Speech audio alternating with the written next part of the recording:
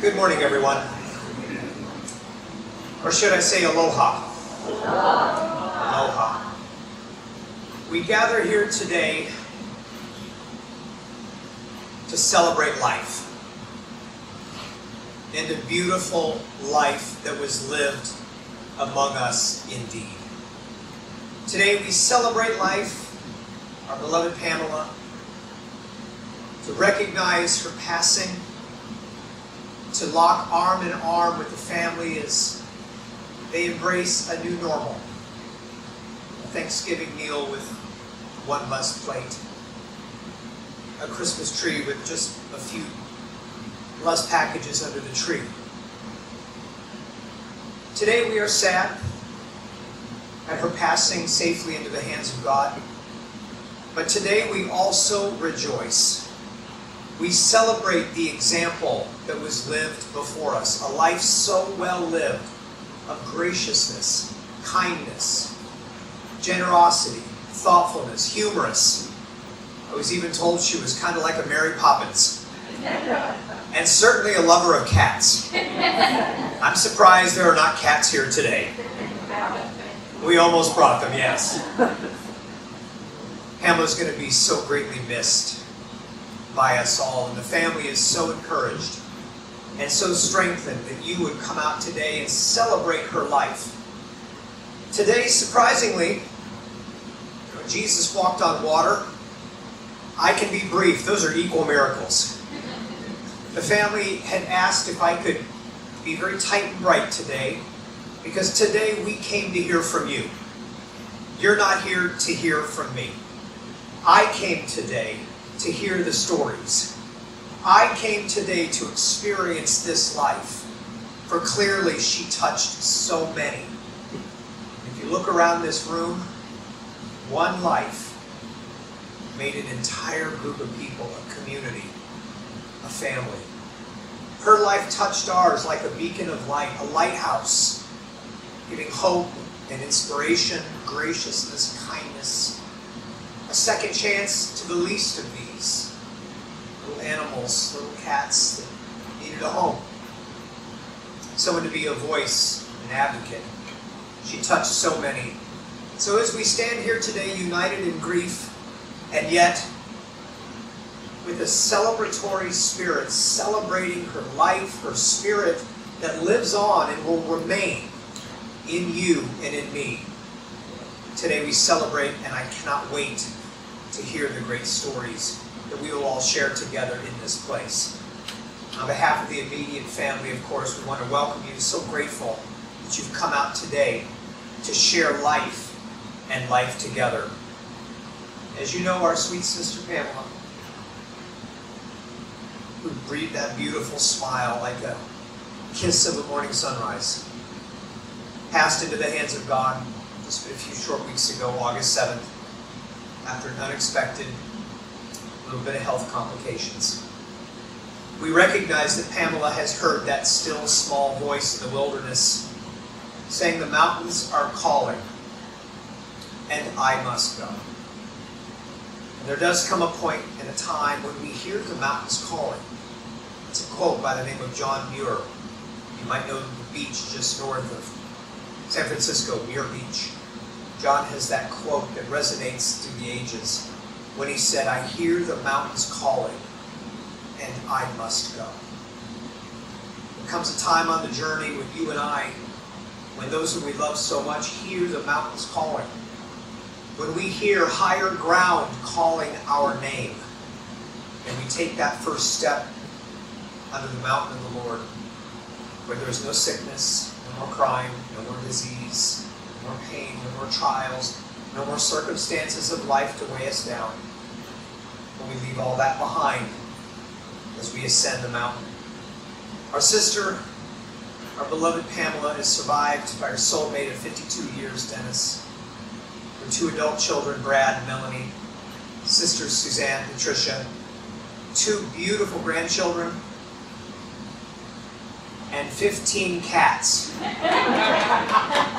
And 3 grandpuppies. She's been preceded in death on life's other side by her mother Elaine, father Edward. And so today, we're here to share life. Don't be shy. In a few moments, I'm going to invite you to stand right where you're at. You don't need to come up here. There's a lot of bright lights up here. You can't see a thing. But right where you're at, we'll have a microphone for you. We're going to record today's service. And you can share the story of what our beloved Patricia meant, what she meant to you, Pamela. What she meant to you. How you loved her, how she loved you. And the stories that will be shared. It will be an exciting day hearing the great stories. I myself cannot wait. To begin our time together, I would like to invite Melody to come. Would you please welcome her as she comes today?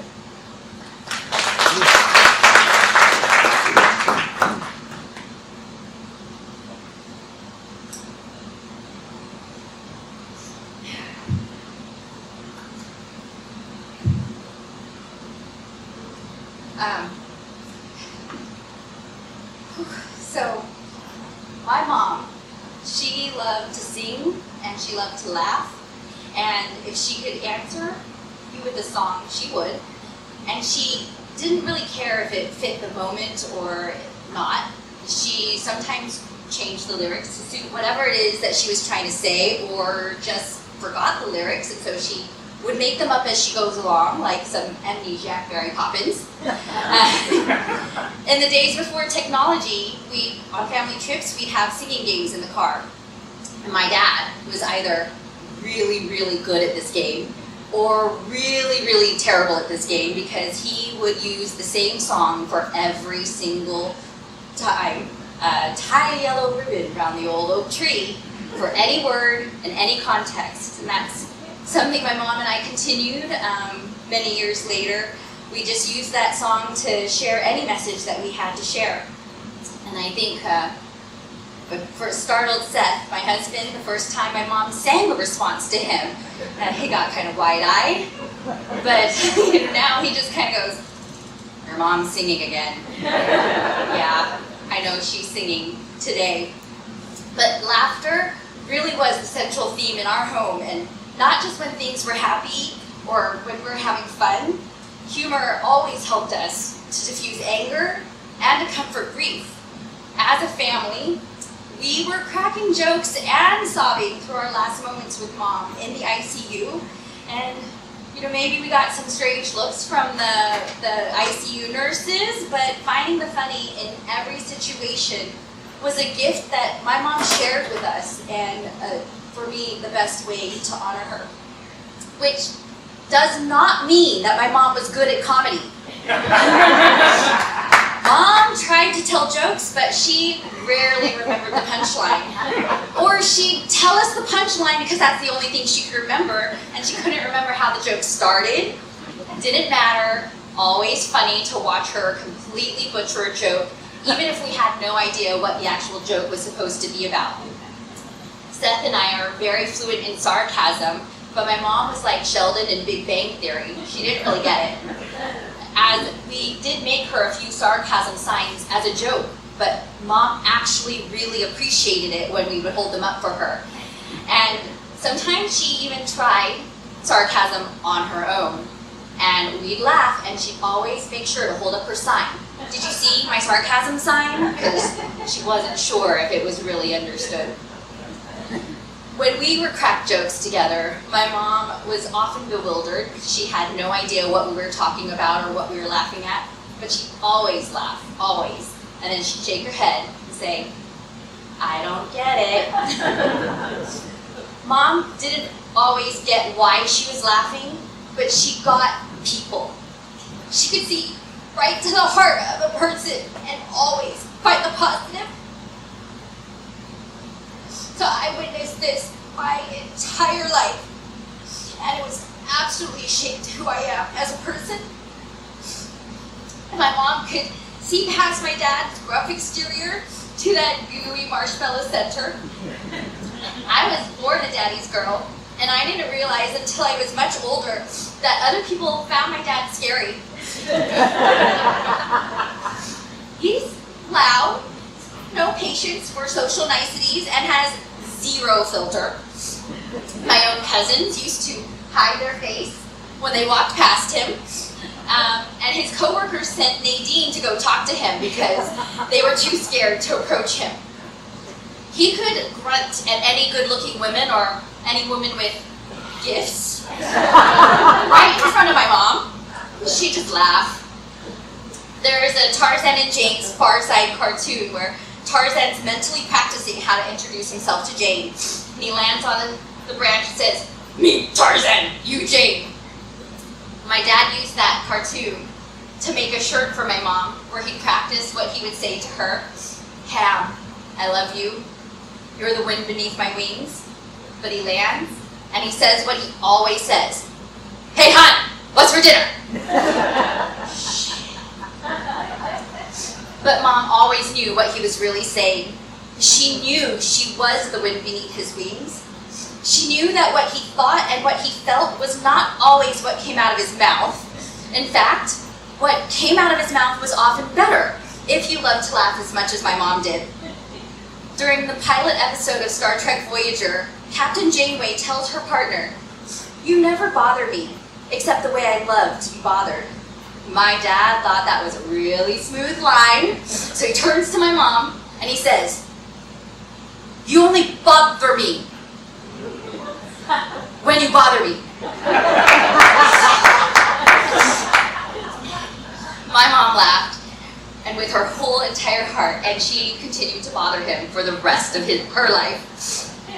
My mom showed me how to listen with my heart and how to separate the actions and behaviors of others from their intentions. Without these skills, I don't think I would have understood or appreciated my wonderful, but not suitable for the standard user husband, who is my daily delight and has been my absolute rock through this period of grief. And I don't think I'd be as successful in my career as I like to think that I am. I was uniquely blessed to be able to go to work with my mom at a very young age, volunteering in her classrooms whenever I was on vacation and her students were still in session. I grew up on stories of her students overcoming challenges.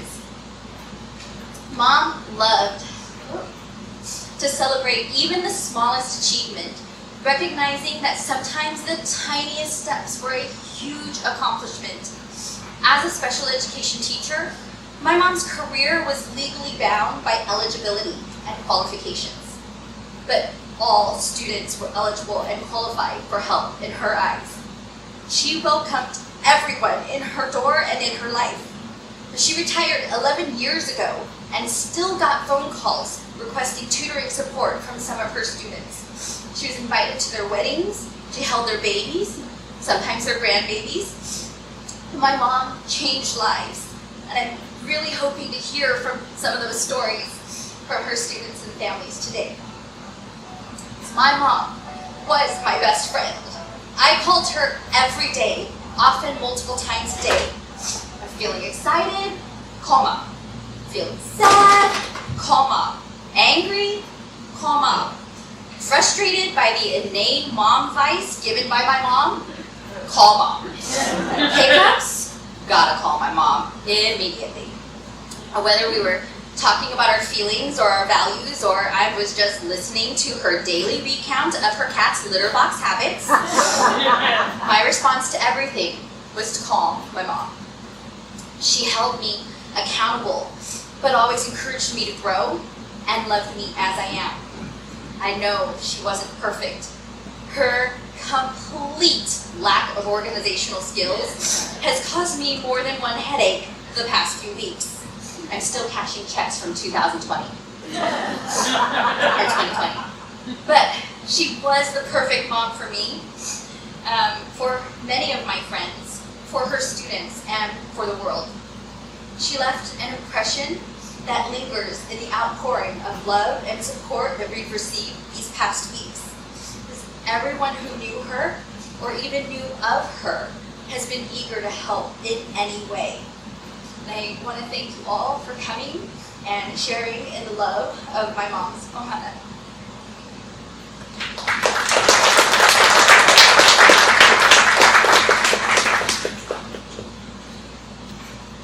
You know, you and I spent some time on the phone the other day, and I never had the privilege and high honor of meeting your mother, but I would imagine you're very much like her. We have time today to share the stories. We have a microphone that will be brought to you. Ken, if you're going to help me out. And it's here on the front row. You don't need to come up here to the pulpit on the platform, just right where you're at.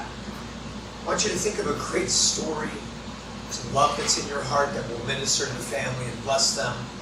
But I'm wondering, before our great luncheon that has been prepared by the family, where we'll continue the celebration over a great meal that I'm sure she would have absolutely loved, I'm wondering who will be first. Right there, I see that hand. Yes, ma'am. Please stand to your feet. And I don't need that. Okay. Neither do I. I'm just trying to be polite. If you can't tell, I was a teacher at Penryn School, so I can get this voice way out there. There's a couple of things I want to really say about her, but I want to talk to the family first.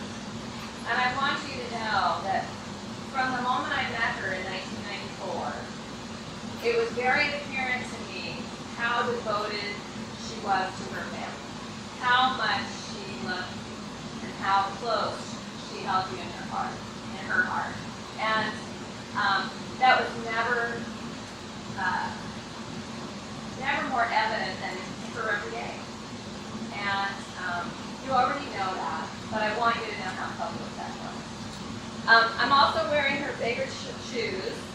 I can't wear flip-flops at 66, but I wore them today because I don't think I ever saw your mother in anything but flip-flops.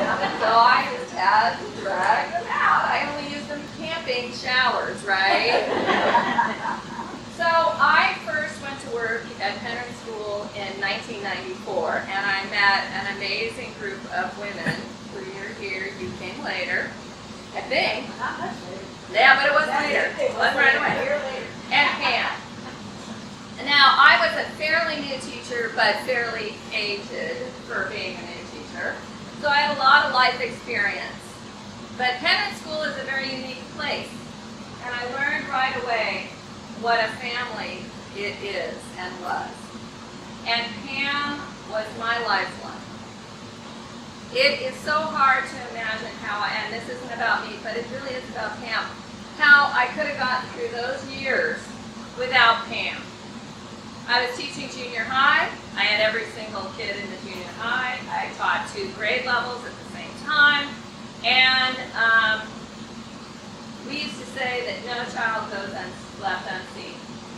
And I could call on Pam at any moment, which if anybody's in education, you know that isn't allowed. You're not supposed to do it that way. But I could go to her and I say, you know, there's something about this kid. And she said, I'll come by and I'll listen to them. You did the same thing. Karen was another teacher. And she would come and she would listen to this kid or look at their work or listen to what I had to say that I was curious about. And she always had a solution, which is also highly unusual. And she looked at every child as a unique individual who was worthy of getting whatever they needed to succeed. That is rare. Her talent for reading people and children and helping them, I've never seen anything like it. When she retired, that was a huge hole for me as a teacher. She was never replaced. There were other people who came into our school and worked with us, but none of them were Pam. None of them. Her giving spirit, her loving heart, her ability for acceptance was amazing. It got to be where kids who were not at special ed would say, can we go to Pam's and take my test? And I'd say, sure. And off they'd trundle, and then they'd come back with their test. And smallest room known to men. Yes, like the largest children. And that there was no way I could have been as successful as I was as a teacher in the classroom without Pam. And it didn't matter if I was teaching junior high science or teaching 3rd graders how to read. My 25 years at Penryn were so blessed. Your mother was there. They were good out afterwards, but it was nothing like the quality of education that occurred when she was at that school. She was the heart of Pamela, but she never lost her heart. So I can't think of a person so warm and loving, consistent than Pam. And I missed her when she left, and I'll miss her now. But thank you for sharing her with us. It was really Amazing. I feel like I'm going to death, so please use microphone. Okay, fine. Your obedience, yes ma'am. I'm going to walk this right out to you. Might as well follow Heidi. So I'm Karen, and I'm a speech language pathologist, and I came to Penryn in '96. So Penryn, for those of you that don't know, is a very small country school, and somewhere along the line, special ed wasn't a priority for administrators before, I don't know. So Pam was in a room that was, I don't know, now what, 8 by 8? I don't know. Wow. I mean, it was really tiny. Okay, and then I had the room adjacent to where we had a door cleaners. It was even smaller than that. Okay, there were times we'd open the door, we'd have 20, 30 kids in there. It didn't matter, pre-COVID, okay. And there was no distances.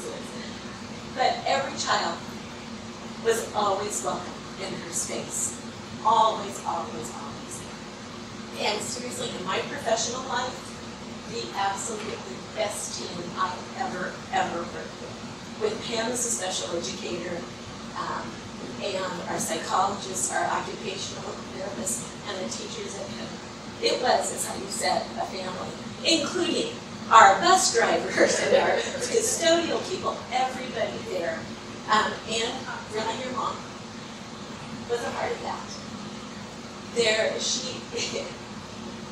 Our space, our rooms, if somebody was hungry, they came. We fed them, okay? We did. Pam always brought food, and it just became, if somebody needed a place to just unwind, the teacher sent them. If they needed help, didn't matter whether they had a label as special education. And so really we did some amazing work in those years as a team where we really saw the whole child. And that was Pam's elite. It really was. She was just phenomenal. One of the things that I learned through Pam, so she made lays for children, especially at graduation time. And she made candy lays. And I learned about the tradition of lays. And she taught me how to make money lays, and she taught me how to make candy lays, and I made lays with coins. And that tradition I have continued since 1996 and made hundreds of lays for graduating middle school, seniors, college graduates, graduations from fire academy, and all of those things. And that's all, every time I sit down and I make flowers or put together a candy lay, it's a little piece of Pam. And it just, I've been so blessed to have had her in my life. And I know that each of us feel that way. And I'm looking over and seeing Brad and Mandy and Mel. And, over the years, I just have always felt such a part of all of you. So, anyway, I will miss you greatly.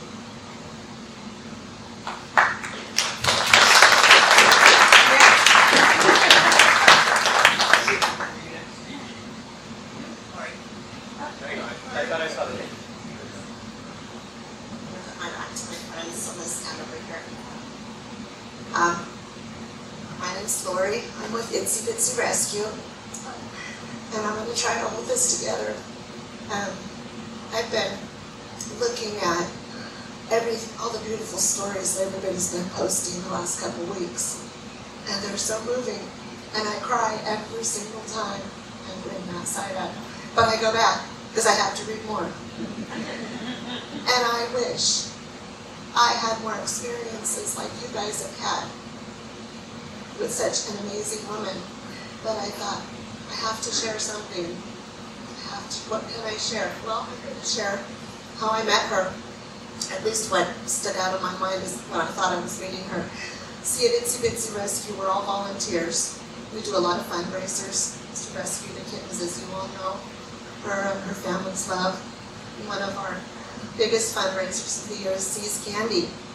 Many of you may have received See's Candy, but I digress. I'll get there. So it takes people to, one of the things we do with the See's Candy is the people at PetSmart, where Adoption Center is, they want us to put a big booth out in front, set up all the candy weeks before, and sell the candy for all the staff and customers. So Melanie puts out a list for all of us to sign up, where we're going to be working. And so I signed up one Saturday, had my whole day clear, and I was all ready to be there all day long. And I got there, and then I found out my job was to cover Pam's lunch breaks. She had it covered. Both times I went, just got to cover my mom's lunch. She's got it handled. Like, who is this person? I mean, I knew who she was, but I was like, well, she's Melanie's mom. And as we all know, the apple doesn't fall far from the tree. Right? So that was like my first experience with this amazing woman. And I soon after that learned that she's not only one of our very best volunteers, she's also one of our very best customers, because I am very confident that she sold more See's Candy than anybody in the world. Bought more. I meant to say bought. I'm sorry, I'm not. I meant to say bought. And generally the way the program works is we go down to this warehouse. I haven't personally been there, but we used to go once, buy all the candy, and it would be enough to sell. Well, we had to make several trips to the warehouse to sustain that. And with that said, our kitties and our puppies all benefited from that. That's where her heart was. Everything that she did, that was in the base of it. And we are so fortunate to have Pam and her family involved with our rescue. She definitely was part of our family. The only other thing I wanted to mention, a little kind of a fun thing that brings a smile to my face, the other real super popular fundraiser that we all look forward to are the garage sales that are conveniently located in Pam and Dennis's front yard. Because of where they live, is what I used to think that was the reason we had them there. But of course, when Melanie advertises, she notates that there will be kittens there, and a lot of people come to see the kittens, not to necessarily shop. But the last couple times I've gone, I see a place kittens should be, and there's kitten stuff, and I could tell there's history, there's remnants of kittens, but where are the kittens? Melanie says, oh, they're inside with mom and dad. So they're, socializing, feeding. Well, that's the reason we were having the garage sales at the house. That's my belief. And that was a win for the kittens, I will say. So thank you, and love, love, love your mom, your family, and all of you for all of your support.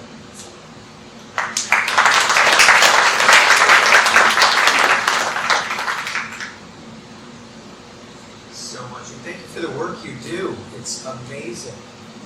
The work you do. It does not go unnoticed by the community. Thank you. Who will be next? Plenty of towel right over here.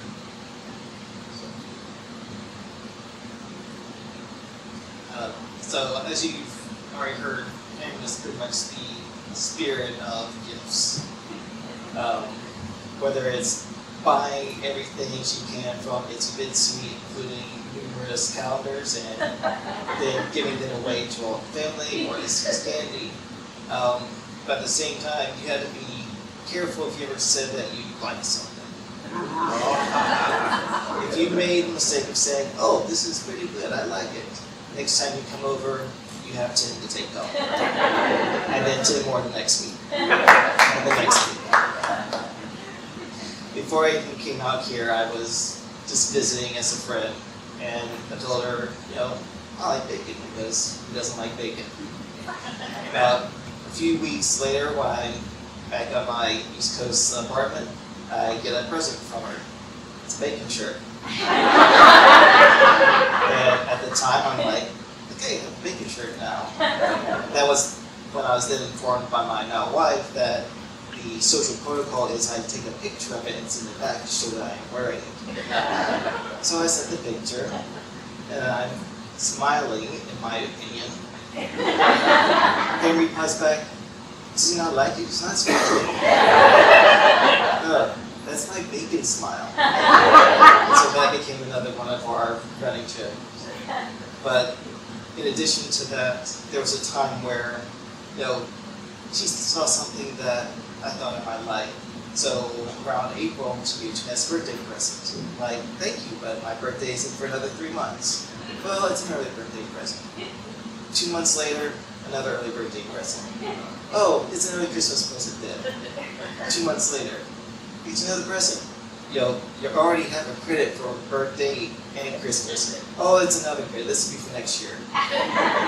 Christmas time comes around. 3 more presents. The gift credit just keeps building and building. That is the spirit of Pam's generosity. And it just goes into every aspect of her life.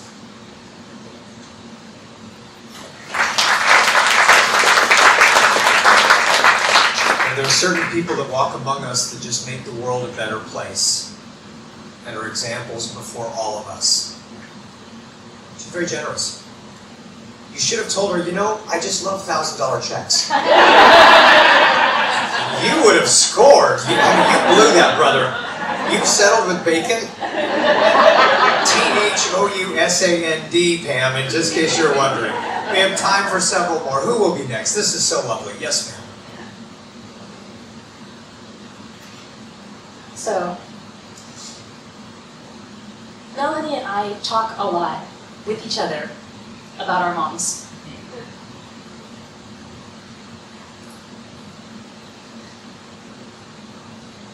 And I plan on still doing that. So she specifically asked me to tell this story because Auntie liked to sing, but she didn't always understand the lyrics.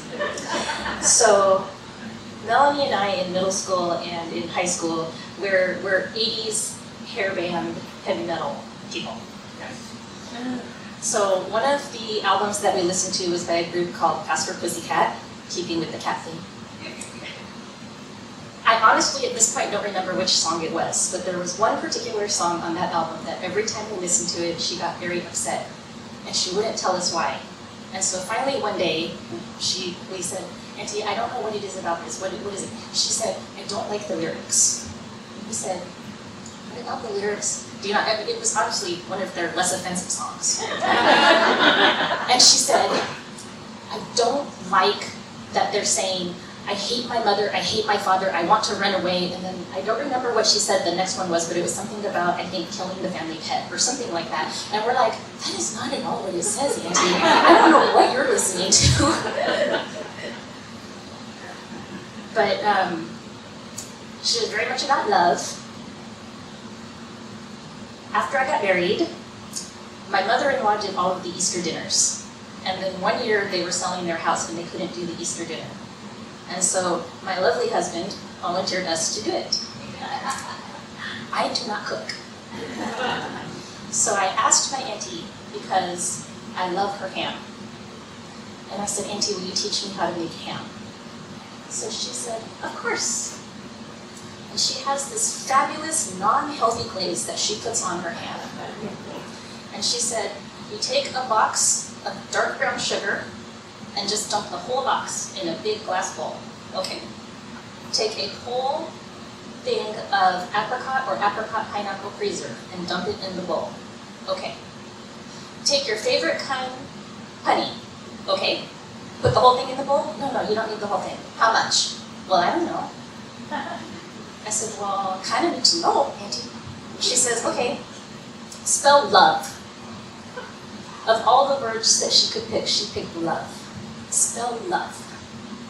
So then she says, now you need French's yellow mustard. And I said, okay, how much? She said, I don't know.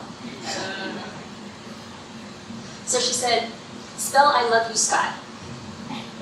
So I spelled I love you, Scott, and she looked at it and she says, that's not enough, add Connor and Kylie.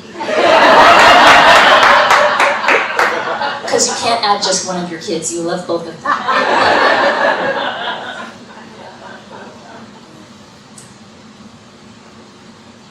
My father-in-law raved so much about that ham that my mother-in-law wouldn't talk to me for a week. And on my husband's side of the family, that ham will forever be known as Auntie Pam ham.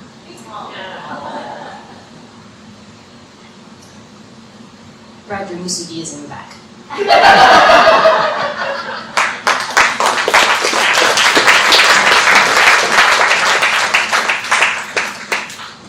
I'm wondering if there's another. These are so wonderful stories.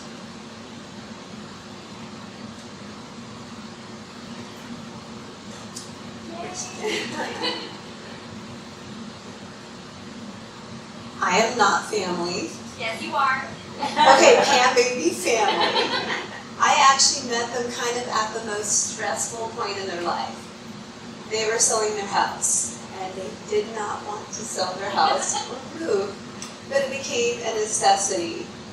And sometimes Dennis would fight us on things. And Pam's solution to this would be to feed me and hug me. And it didn't stop with the sale of their home. At any point, at any time in my life, even if I was not in the area, if she saw something on Facebook, sometimes she would just get a vibe, and she would send me the sweetest text. I've got your Chex Mix. Come by, give me a hug, and I will feed you. And I was like, that's the way to my heart. And she did always include me. And sometimes, I don't know how she felt it, but she just knew when you needed love. Even if she hadn't seen me in 6 months or a year, she would just show up out of the blue and, not physically, but she would reach out and let me know, just come by, get a hug, I love you, and I'm here for you. And honestly, Mel does it too. Every time I see her, I'm like, oh, little Pamela brought me treats. So I will never be skinny or unloved thanks to your family.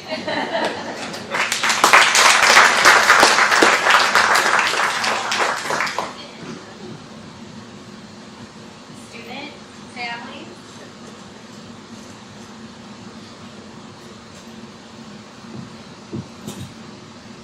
Thank you, Greg. Alright, I've never done this before, so bear with me. Pam came into my life, I moved to Penner in 86, probably 87, probably. Changed my life.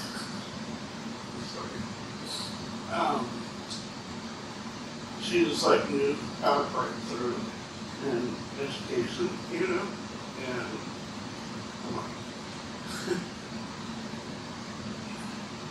just like the things that she would do to get me to do my work just have like so many memories. Going fishing with her dad and husband Dennis, that sticks with me like constantly, you know. Teachers don't do that stuff, you know, and she'd use it to break through and to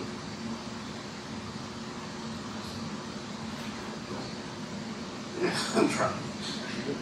Yeah, and it just changed my life, everything, you know. I just love her and the whole family. They're just great, great people.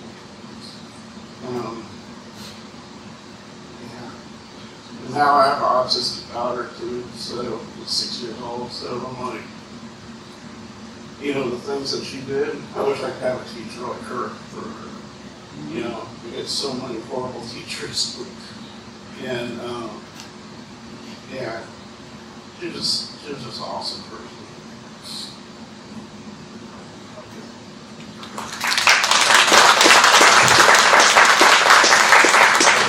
My name is Mike. Greg and I went through school together. Mrs. Rivera, we were both in her class together. And she would make deals with us where we did like 15 minutes of work. We could get our Cabela's fishing magazines out or dirt bike magazines or whatever. She'd feed us snacks. Every time we saw her, she'd hug us and tell us when she left us. And she's just a very beautiful person. She's going to keep it back in my life. It's one of the best friends right here. She's going to keep it back in his life. He's always talked about her. And when this happened, I saw her on Facebook as well. And I called Ray. I really threw in her yard. So, very special woman. And that's one of the only teachers I could really honestly think of that actually stuck herself out and stuff. So,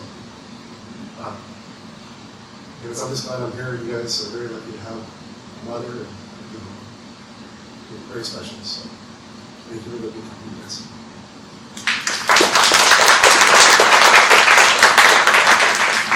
You know, it's interesting, the scriptures tell us that there are those, and at times we entertain angels unaware. And there are some people that walk among us, they're probably more angel than human. We have a very special treat for you. We have someone who's going to come and play for us. I'm wondering if Uncle Manu is ready for us. Would you please welcome him as he comes.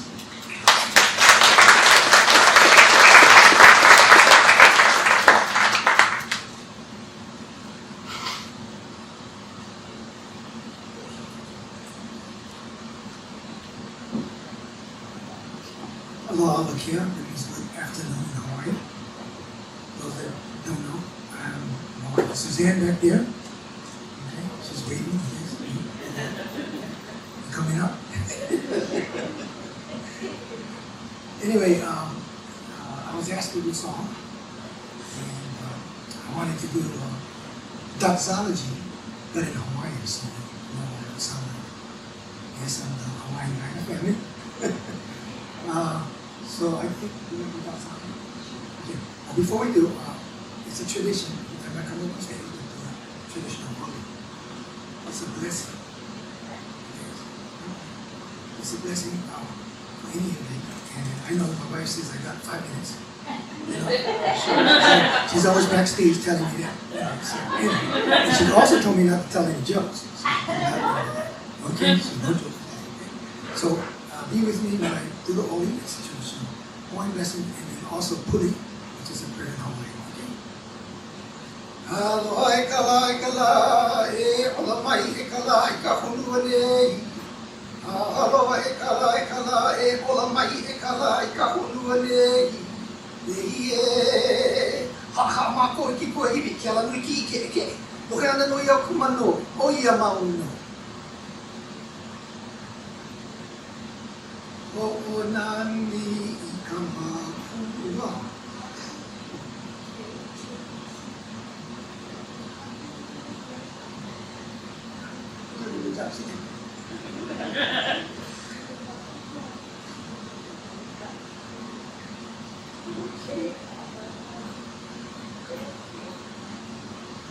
Okay, great. Okay, she did wonderful. How about a hand? Yeah, welcome to the room, by the way. I'm Pam's kid sister, by the way. Sorry, my other sister Pat is here with us today as well. I'm so touched with all of your stories and love for my sister. I'm so grateful. Thank you so much. And I do have a funny little story real quick. You may have read that Tammy would FaceTime with kids. across the U.S. Well, they have 4 kids, 4 grandchildren. I just have one son. Sorry, I just have one son, but he have 4 grandchildren. They all live in Texas right now. And Tammy will FaceTime all my grandchildren. Now, only 2 of my grandchildren have actually met her in person. And of course they love her. The other 2 have never met her, but they all know her name. And she'd call them on FaceTime and talk to them for hours. And sometimes they'd watch a movie together, they'd play a game together. One day I was in Texas and I took a nap. And I got up and they were still on FaceTime. And then I said, okay, well, it's time for dinner, so I'll let you go now. And she said, well, wait a minute, what are you guys having for dinner? And I said, whatever it was. And she was, I'll just sit with you guys. So we put the iPad on the dining table, and she sat with us through dinner while we ate. And this is why everyone loves her so much, right? I'm so grateful to all of you for being a part of her life, giving her so much love. So you guys are so special, and thank you so very, very much.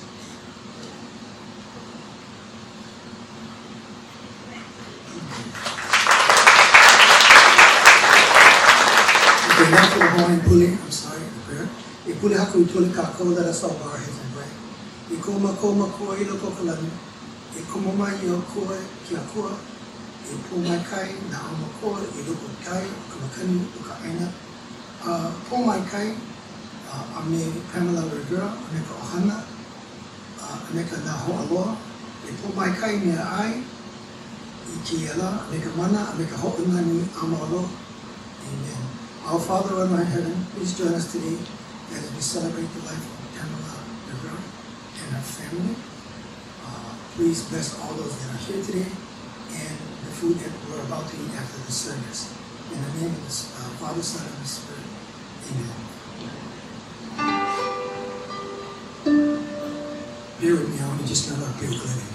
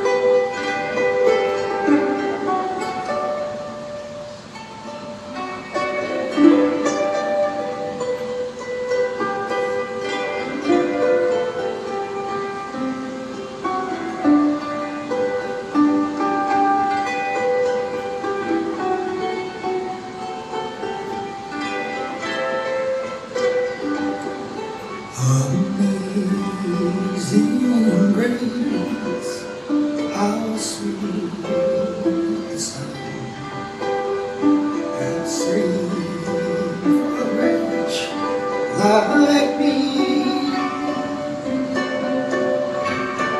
I once was lost, now I'm found. I was blind, but now I see. My chains are gone, I've been set free. My God, my Savior has ransomed me. And like a flood, mercy reigns, unending love, amazing grace. Loko mai kai, hena hina, he ola mai, ia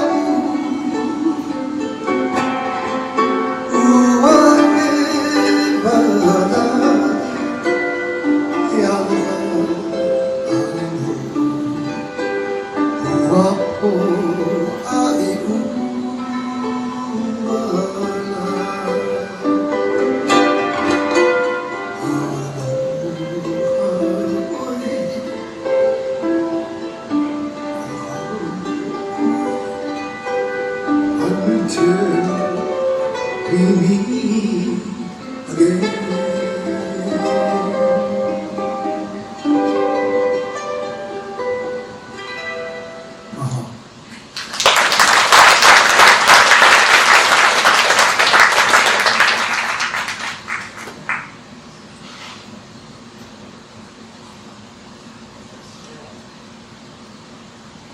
Until we meet again. Aloha. Join sister.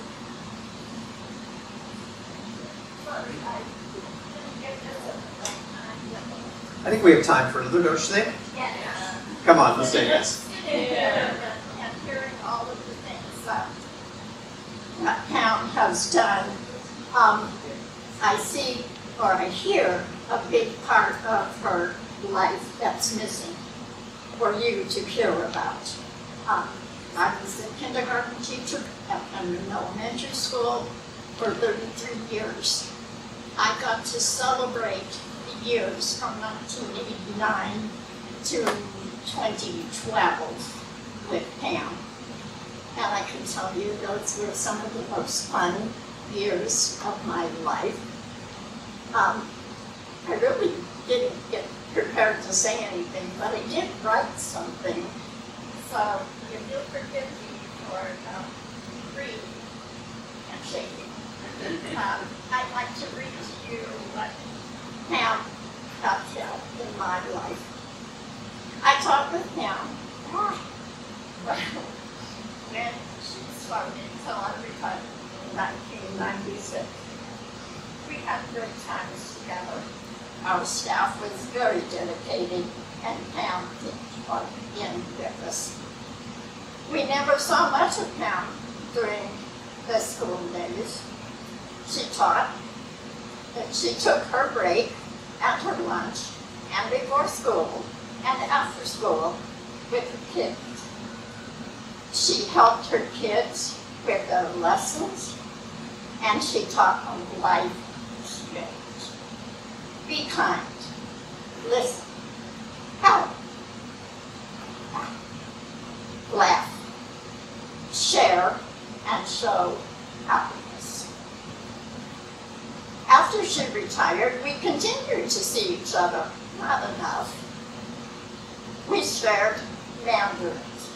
So I don't know how many of you got a chance to get in on Pam's mandarins, but I'm in the cause.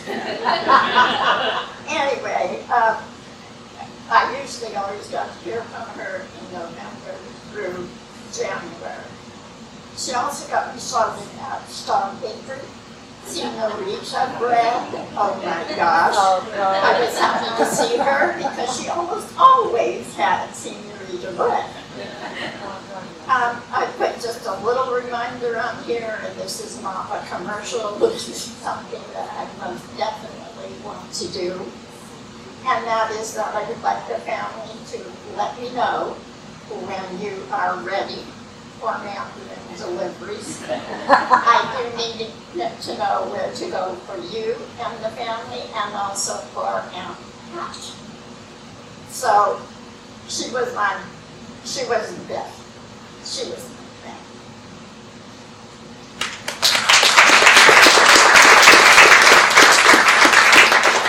What great advice and what great counsel she gave.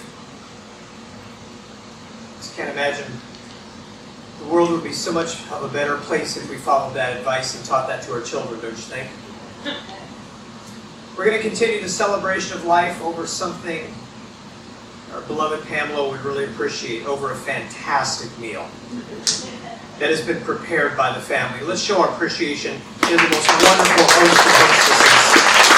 They've prepared something wonderful for us. We're so grateful. Thank you very much. We want to thank Gloria from the Blue Oaks Funeral Home and Cremation Center for taking such good care of the family. Gloria is in back. We want to thank you, Gloria. Appreciate all your hard work to serve the family.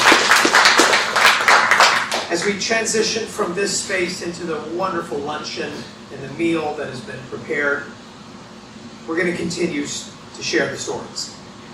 Continue to celebrate life over that fellowship meal. But a final thought as we move from this space into the next. I look around and I see the beautiful flowers. You know, every life begins as a seed. And if it's done correctly, it's nurtured, watered, it blooms, and it has such a fragrance. It's beautiful. If you've ever ordered flowers, maybe 1-800-Flowers, and a beautiful bouquet in your home, it's funny because we'll do everything we can to keep it as long as we can. We'll water it, the water in the vase, we'll change out the water. We'll tend it, and the house is filled with fragrance. And the house is filled with such beauty of the arrangement. But we all know, after several days, as much as we might change the water and maybe tend the flowers, maybe remove one that isn't doing so well, despite our best efforts to keep the arrangement in the home, there comes a time where it just has to be removed from the home. The fragrance remains. As I think of our sister who lived such an extraordinary life and left such a mark on everyone that knew her, may you and I carry on what she taught us, and just maybe, this world would be a little bit better of a place, don't you think? And although her time here on this plane has come to an end, she's taken that step into higher ground, her fragrance remains. Take a deep breath. Everything she taught us remains. The love remains. The joy remains. Her life's calling and passions remain. In the evening hours, when we're in our pajamas and maybe have a glass of wine and watching a little Star Trek Voyager, I don't know. None of us panic when the sun goes down in the evening. We don't get on the phone and cry out, "It's dark, it's frightening. Where did the sun go?" Because we know the sun rises again. Tomorrow morning, the eastern sky breaks open, the sun rises. It's because you can't see our sister. It just means she's dipped below the horizon. The love remains. The fragrance of her life remains. Would you please stand with me?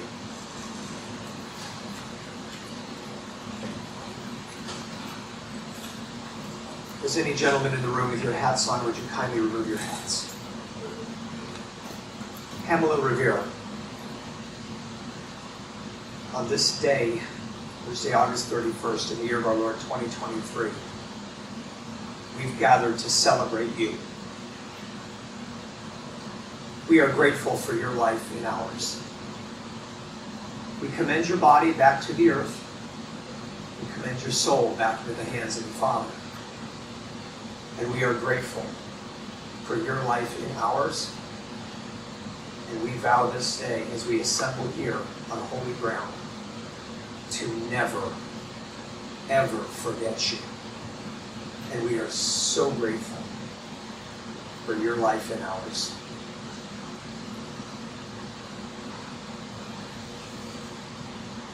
To absent friends.